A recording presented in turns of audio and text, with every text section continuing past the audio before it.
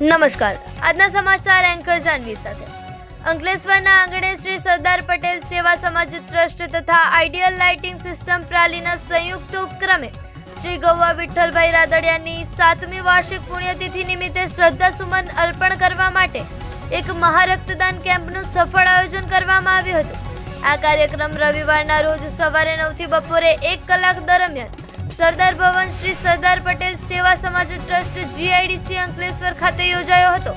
આ પ્રસંગે શ્રી ગૌવા વિઠ્ઠલભાઈ રાદડિયાને શ્રદ્ધાંજલિ આપવા માટે ધારાસભ્ય શ્રી જયેશભાઈ રાદડિયાએ સવિશેષ ઉપસ્થિતિ આપી હતી. તેમની સાથે અનેક સામાજિક અને સ્થાનિક અગ્રણીઓએ પણ હાજરી આપી કાર્યક્રમને શોભાવ્યો હતો. આ મહારક્તદાન કેમ્પમાં મોટી સંખ્યામાં રક્તદાતાઓએ ઉત્સાહપૂર્વક ભાગ લઈ રક્તદાન કર્યું હતું અને માનવતાનું ઉત્તમ ઉદાહરણ પૂરું પાડ્યું હતું. સમગ્ર કાર્યક્રમનું સફળ સંચાલન યોગેશ પટેલ અને તેમની ટીમ દ્વારા કરવામાં આવ્યું હતું તથા ઉપસ્થિત સૌ કોઈને આભાર માનવામાં આવ્યો હતો.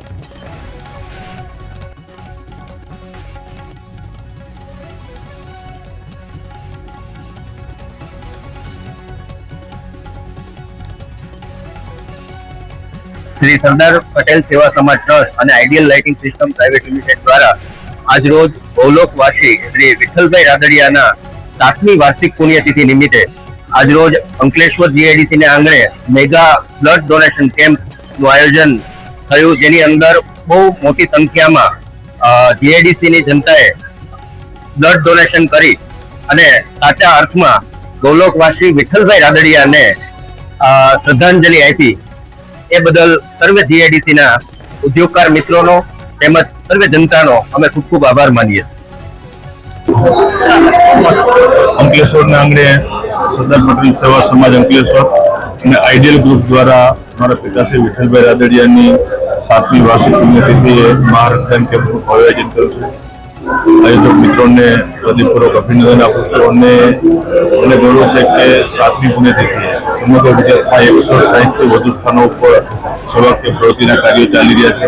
અંદાજે 12,000થી વધારે બોટલ રક્ત આ સેવાકીય પ્રવૃત્તિ દરમિયાન એકત્ર થવાનું છે અને આ કાર્યક્રમમાં સહભાગી થવા બદલ તમામ રક્તદાન દાતાઓનો પણ હૃદયપૂર્વક આભાર વ્યક્ત કરું છું. આજે અંકલેશ્વર ખાતે મારા મિત્ર અને રાજ્યના પાણી પુરવઠા મંત્રી સરદાર પટેલ પણ ખાસ ઉપસ્થિત રહ્યા, તેમનો પણ આભાર વ્યક્ત કરું છું. અને ફરીથી આ સેવાકીય કાર્યક્રમનું આયોજન કરવા બદલ પટેલ સમાજ અંકલેશ્વર અને આઈડિયલ ગ્રુપનો હૃદયપૂર્વક આભાર.